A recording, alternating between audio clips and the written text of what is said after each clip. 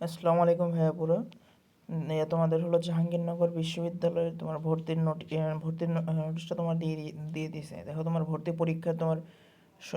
পরীক্ষা আবেদন শুরু হবে তোমার সামনে 23শে নভেম্বর 2025 থেকে তোমার আর হলো 7ই ডিসেম্বর তোমার ভর্তির আবেদন চলবে। আর তোমার দেখো কোন ইউনিটের কত টাকা নেবে।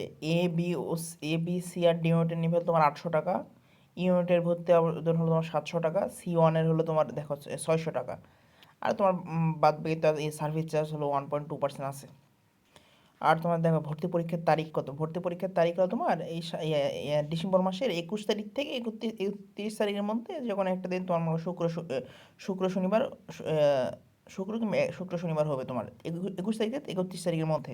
এটা তোমার কনফার্ম জানাবে তোমার ভর্তির আগে আর তোমার অ্যাডমিট কার্ড দেওয়ার সময়।